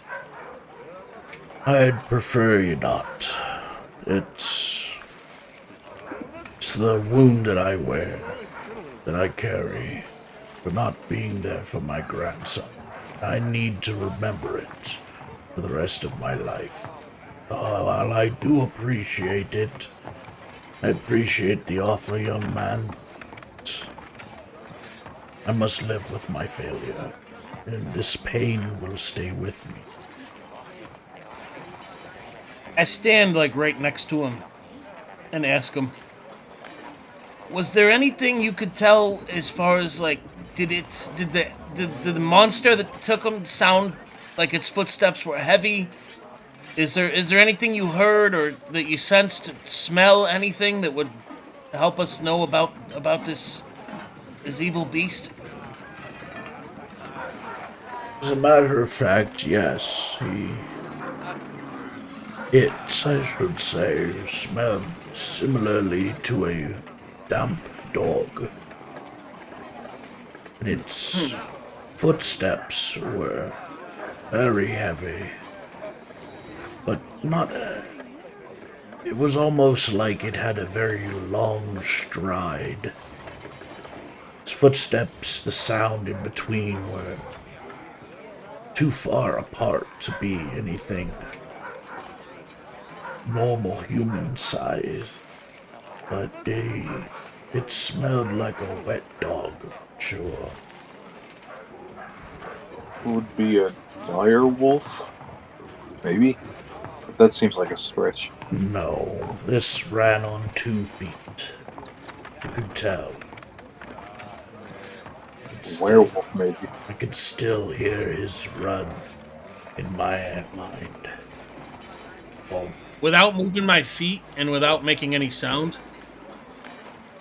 I throw a punch, but I stop like 12 inches from his face. Okay, so you throw a punch and he doesn't react to it, but he turns towards you. don't do that again. I understand what you're doing, but don't do that again. My apologies. It comes with the trade. What trade may that be? The trade of taking out beasts like the one that has been wreaking havoc on your town. I assure you, not the beast that you seek. Or if I was, I would attack everyone else but my son. Loved my grandson very dearly. And though I do understand that you are just doing your due diligence, I find it very offensive. So, if you are done asking me questions, please leave. Do you have any other questions, Yuri? None except this. Of course, we apologize for the offense we may have caused, but it is important to get all the finer details, and if you don't mind me saying, and I mean no offense, details that someone who is not sighted, such as yourself, might have missed. Would it be alright if me and my companions searched his room? Perhaps we can find something that you may have overlooked. His head turns towards you. I suppose it would be all right. Forgive me for not walking you to his room. I can't be there. Smell is... it's too hard right now. I understand. And he points with his crooked finger, and you see he opens his mouth and starts clicking with his tongue as he kind of does like a sonar looking deal, and he points to the room that is straight in front of him, the closed door. That's his room, madam. Please do not break anything. Right. Thank you, sir. We'll be as quick as we can. So, while you guys are doing that, we go back to Giovanni, who is apparently going to try to purchase a diamond. You are in the blacksmith's store currently. You walk into the store, you see a very hefty, hardy man. He's just kind of putting things away, getting ready to close up shop for the evening. Well, hello there. Didn't see you come in. How can I help you? Yeah, how you doing? So, I'm looking for some diamonds. If you got any diamonds at all. Yeah, well, unfortunately, I don't have any of those diamonds. We are a very small town, and diamonds are hard to come by. Perhaps you'd have a better chance of looking in a bigger town. Out of character, what the fuck do you need a diamond for? Yeah, I'm curious, Don't worry too. about it. You forget about that shit. You don't need to know. It's no, it's for fucking it's revivify. I was just kinda looking through my okay. spell book, and I was like, that might Alright. come in handy. So for this one shot, No, in our fucking group. the spells that require material components, you have one of each material component. Oh, okay. So So back in character, I look down and I'm like, oh shit, that's where I put it. Never mind. Looks like I got a couple in my fucking pocket. yes. One thing I will ask you though, you got anything kind of tiny that I might be able to you know what? Actually, you got like a tiny sort of pin that I could kind of like pin onto something, real tiny that nobody will really even notice it's on there. He looks around, sort of like a needle. Exactly like a needle. Yes. He reaches down into under the counter and pulls out a single solitary, very thin needle. Here you go. All right. How much is that gonna cost me? Uh, Nothing. The hell are you gonna use it for? Doesn't look like your clothes are falling apart. Eh, I got my uses. Either way, thank you, sir. I'm get out of your hair. Let you finish closing up shop. I got somewhere to be. I don't want to take up all your time too. Okay, well, thank you, and you come again. All right. Go fuck your mother. Have a good night. The fuck? So as you leave, we go back, and you guys are searching the child's room. And also, how far away am I from the? You're not too far. Okay. All right. Cool. I'm also heading there. By the way, I'm pretty sure that was So on. everybody's investigating this room, looking for clues. Yeah. Yep. Okay, so I need everybody to roll an investigation check.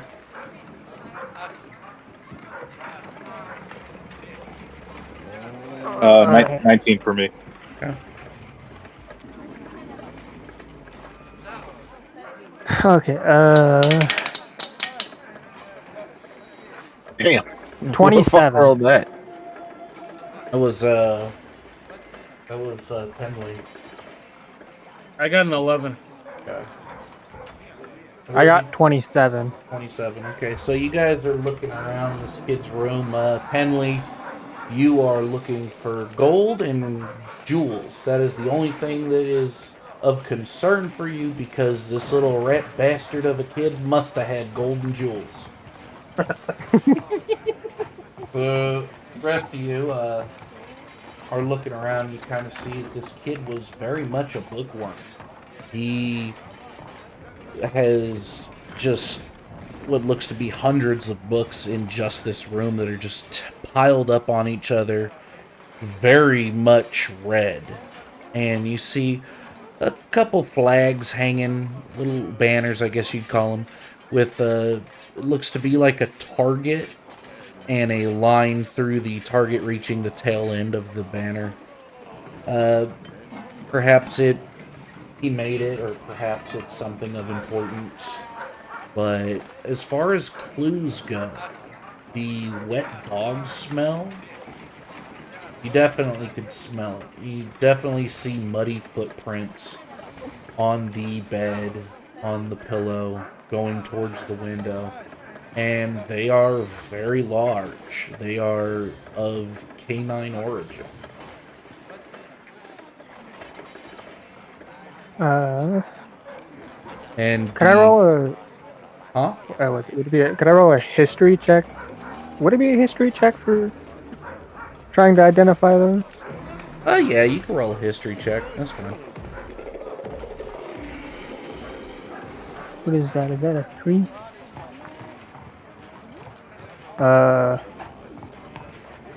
Rolled a 7. Okay, so you guys see. I gotta pull up your name again because I'm gonna keep forgetting it. You see Fenric get down and hold his chin as he looks at this footprint. He looks at you guys, he raises an eyebrow. That is a dog footprint. That's a dog print. That's a paw print. That is what I know for sure. We just got a clue. As you guys are investigating, you hear the door downstairs get flung open. You hear the old man. Who's there? Who goes there? Hey, name's Giovanni St. Francis of the Assisi. You check Montanelli. How you doing? Get out of my house. Whoa. Listen, old man. I got a party that I'm with, kind of investigating some shit. They sent me over here about the not so nice stuff, and from what I've understood, unfortunately, your grandson was victim of that. Do you not knock? Do you not Well, know how to knock? I'd like to make an entrance. I apologize, but I'm here, right? He stares in your general direction. Yes, I suppose you are here. Now, if it's not too much trouble, where exactly are my associates? Giovanni, in here. Jory will call from behind the bedroom door. I would like to join them if that's not too much trouble. Go ahead, just don't break. All right, I Don't thank you, steal sir. anything. The fuck you take me for? I'm sorry. Father, forgive me. I apologize. You smell. I'll go upstairs. You smell like a rodent. It's disrespectful. You calling me a guinea pig? Because I am a guinea pig. But somebody else calls me that. I don't take too kindly. Just go, please. Don't steal. And as I walk up the stairs, I also kind of look around downstairs.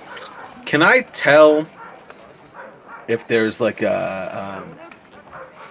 does he only have like one pair of shoes that he wears, or something that I might be able to stick a needle on that he wouldn't notice? That he would wear daily, maybe Aside say from for a the- nighttime walk or something. Aside from the shoes that he's wearing on his feet. Yeah. Is there anything that I could put that thin needle that I got on his person, or on something that he would wear on his person if he went on a nighttime walk? You could make a sleight of hand check if you want to put it on his person, but from what you have access to, you really can't see much. It looks like he's been wearing the same clothes for about as long as his grandson. Okay, I'll hold off. I'll Okay. just join them upstairs and start searching the room as well. All right, so you get up there and you see everybody kind of investigating. You see Tenley. He is digging vigorously through drawers and books and all this, looking for something. You see Yori kind of motioning you to come on in, and you see Fenric sitting there on one knee, just kind of looking at this large paw print.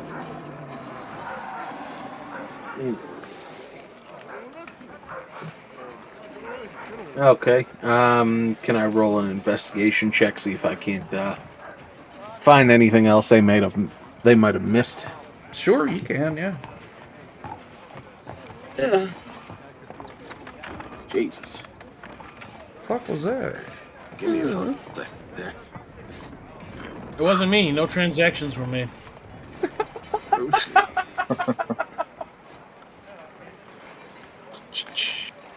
So investigation, right? Yeah. Where the fuck is investigation? Oh, I'm just blind. I got a 9. Oh. That's why that investigation roll was so low. You couldn't find the investigations. Yeah, I'm not finding shit. So you look around and you're just kind of, just looking around with that, same attitude that you came into the door. You're just kind of like, it's a room. So, anybody find anything in here? Because I'm not finding anything too fucking special. This shit just looks like a kid lived here. I mean, aside from the big canine paw prints and teeth marks, I don't really see anything else. Wait a minute, teeth marks on what? DM, you said there was teeth marks on something, right? Did I? We'll say yeah. I We'll say it was I- on the pillow. Yeah, I thought I had heard something about like uh like fang marks or something. Mm. Are we sure that this is related to the creature? The grandfather downstairs ain't giving this kid something to pillow bite about, if you know what I'm saying. Shit. What you see is you see that there's claw marks on the on the bed, on the pillow. You see the footprint, a very large canine footprint. And aside from that, busted window, but not much else in this room. It looks So we got exactly. a footprint on the floor, teeth marks on a pillow, and a busted window. We thinking that either somebody had a fucking raucous night here, which honestly, to me, wouldn't be a bad option seeing as how downstairs. I mean, he does kind of look like the type of guy that, his alignment is a little off kilter, if you know what I'm saying. He really enjoys hugging his brothers. A little creative, plays in the dirt. Either way, Please, either that please just stop or right there. either I don't that. want to think about what you're insinuating. All right. Either that or I'm thinking with this broken window, somebody or something might have hopped in here and taken this fucking kid out of the bed, which honestly might be even more scary than him getting fucked by his grandfather. I yell way too loudly.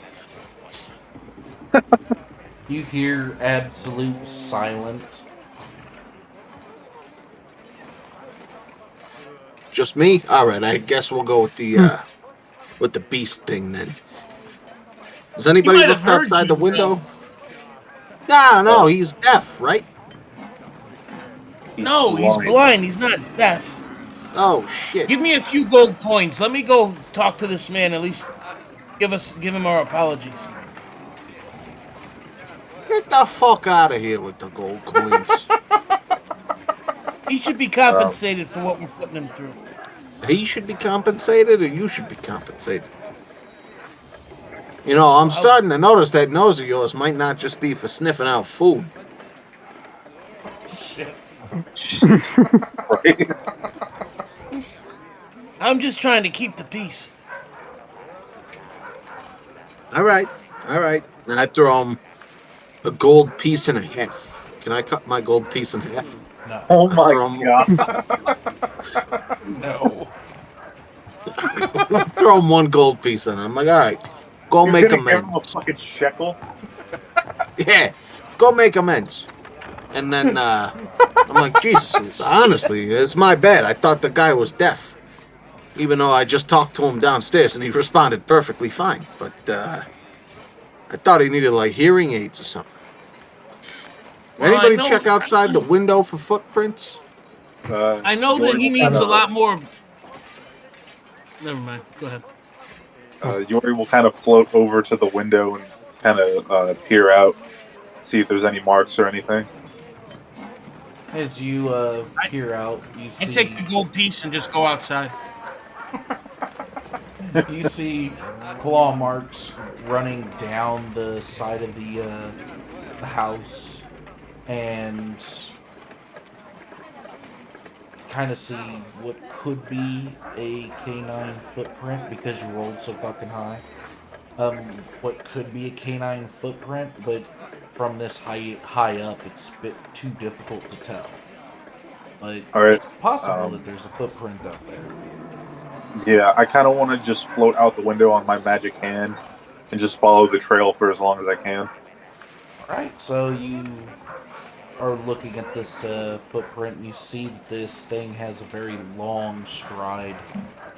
And you follow it, and it seems to be going off to where the cave was kind of signaled to be, but the footprints, they fade away.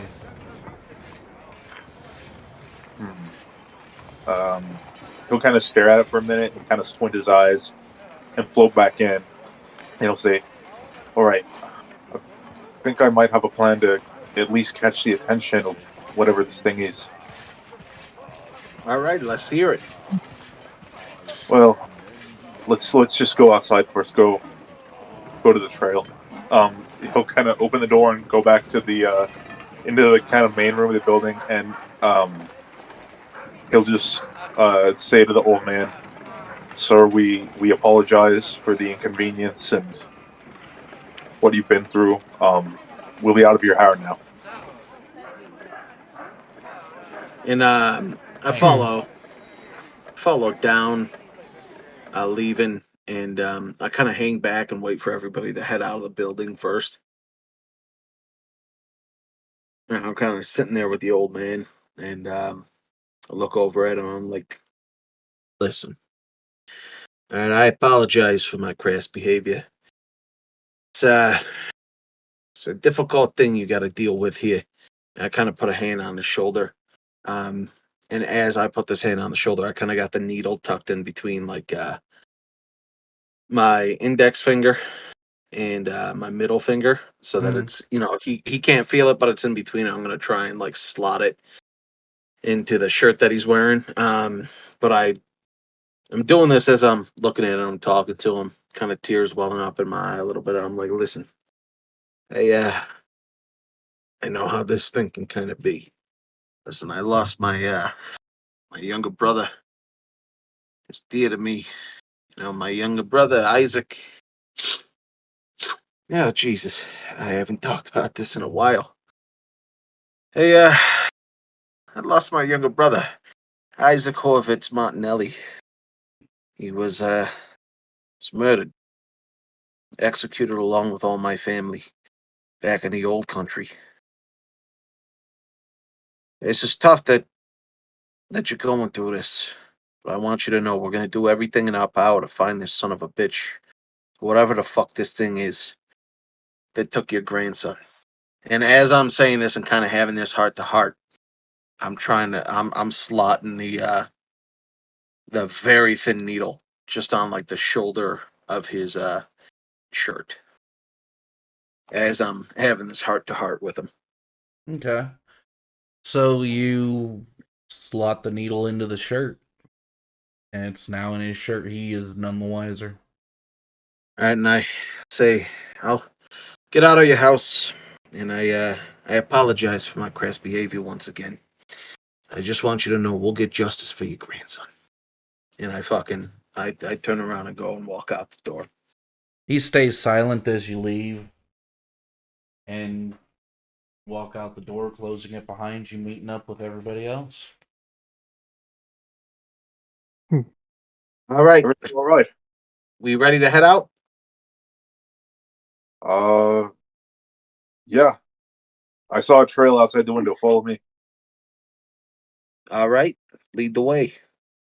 And he'll just kind of float around the house and follow the trail to where it ends, and he'll kind of gesture to the where the prints end and say, "Kind of looks like from here it leads to the cave, but recent rain or something might have washed the rest of the prints away. Um, Here's what I'm thinking: I can alter myself to look like someone else, so maybe I could disguise myself as the old man, and just put myself really out in the open so that maybe this thing makes its rounds, whatever it is, sees an easy target, and you know, you lot are maybe just hiding in the brush nearby or something, and if it Excuse me for interjecting, but wouldn't it be better if you were a kid? It sounds like that's what this animal likes to take. I sound like this thing likes children a lot. A little too much, if you ask me. Jesus, it took one kid, and you're like, I know what kind of Yeah, werewolf it honestly. is. He seems a little bit on the the wrong side of werewolfism. yeah, Honestly, not only is it a lycanthrope, it's a pedophile. honestly, this guy sounds like he'd be a perfect fit for the fucking clergy. That's all I'm saying. Jesus. Also, I'd like to bring up the fact here that although when I was hanging back in there, I slotted that needle on that old son of a bitch, and I'm hoping he didn't have anything to do with this, but they did say he was taking walks later at night, so I slotted that on him, and I'm gonna go ahead. We could also, you know, kind of detect that. I could use Oh, locate object. Oh, As long as it's within 1,000 feet, kind of, see if it's in motion, where the fuck it's moving, see if he's really going on those late night walks. oh, you know how to find things really good too. Well, I'm hoping, I'm hoping it's not him, but if he moves, we'll have an eye on him. That's actually God. That's genius. Again, I'd try. Yeah, I suppose that's a lot easier than what I was thinking. So what? Should we just stake out in the brush nearby and wait to see if he makes his rounds? Ah, yeah, I guess so. And then this thing, I mean, what time is it right now? Is the sun gone down at all? the sun's almost down. All right. It's evening time. All right, I gotta say, listen, we probably wait a little bit, and then we'll go ahead and throw this on. Wait till it's nighttime, and see if he's starting to make those walks. And then we go ahead, and I'm like, all right, everybody, pick a bush. I'll pick your sisters. I'm just fucking kidding. Seriously though, get in a bush. Oh Um, shit! DM, would I be able to find like a low tree instead and hide up in the branches in the tree with my because my hand floats. I'm thinking maybe I could just float up, kind of just hide in the branches. Yeah, we'll say that there's this town's kind of got some trees in the area, and you can easily float up there and seek cover in the foliage. All right, and I'll have a dagger out just in case. And as you guys are waiting, watching this house, the front door, you see that the door opens up slowly. You see the old man wearing the same clothes he was wearing. He walks down the stairs and slowly makes his way down to the center of town. Still clicking his tongue as he walks, dragging his leg behind him. And on his person, he has what appears to be a sharpened stick, almost like he's patrolling with a weapon to defend himself. And Giovanni, you can sense that he's making quite literally just patrolling the town. Hmm. For the next 3 hours, he just patrols the town diligently. That's all he's doing for the next 3 hours. That's all he's doing. He's just walking, and you know, you hear nothing out of the ordinary, no screams, no nothing. He's just patrolling. Sounds suspicious. We should kill him.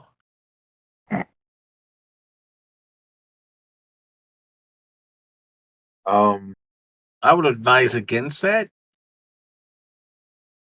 Oh, you're right. Lads, I hate to say it, but our only option left might be to check out the cave. I mean, this old man doesn't seem like he's a threat to anyone. Yeah, seems like you're right. I mean, 3 hours of fucking walking back and forth. It seems more so that his death of his fucking grandson really fucked him up. I think he blames himself. I mean, I think most people would. Oh, Can't imagine what's going honestly, through you his see head. that scene in the bedroom? He fucking should. Fuck kind of window you're easily able to break through like that? Ever heard of double pane glass? What an asshole. Double pain doesn't Did one of us exist. hang back Hmm. just to make sure if the rest of them don't return, somebody knows what happened? That's up to you guys. If you want somebody to hang back, then yeah, sure. It's up to you. Yeah, I'm asking that to the group. Oh, I thought you were asking me. I was actually gonna ask, are there any like small creatures, like birds or squirrels, that we can see anywhere? Not that you can see. It is dark. They could be just sleeping in their nests.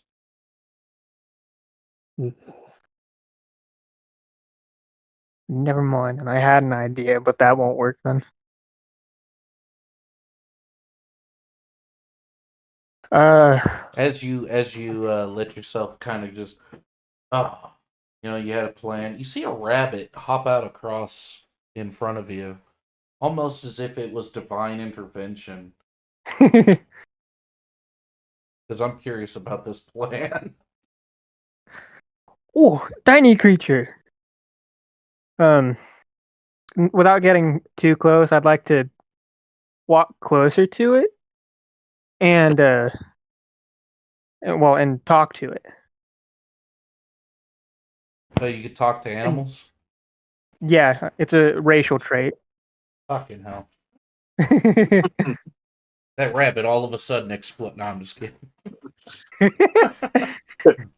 I ain't no fucking rat. Kills himself. All right, so you get close to it. What do you ask? Hey, little buddy, follow that old man. The rabbit kind of stops and looks at you, and then looks back where you kind of see the old man, and it just gives a squeak and nods and starts hopping off, following the old man. Thanks, little buddy. If I find you again, I'll give you a treat. It just squeaks as it fucking runs off, following the old man. I thought there was gonna have to be a conversation in there. I was like, "Fuck! What does a rabbit sound like when it speaks English?" Hey, what's up, Doc? Hey, Yeah, I thought Doc, about you'd that, look but- good in a dress. I saw a guy do this in a toothpaste ad once. Ta-da! All right, so this old man's being followed and tracked. And with that, we're going to take a break because I got to hit the toilet. All right. I gotta get some more water. Yeah, and I got to get water. Grab something to snack on, for fuck's sake. So, yeah, be right back.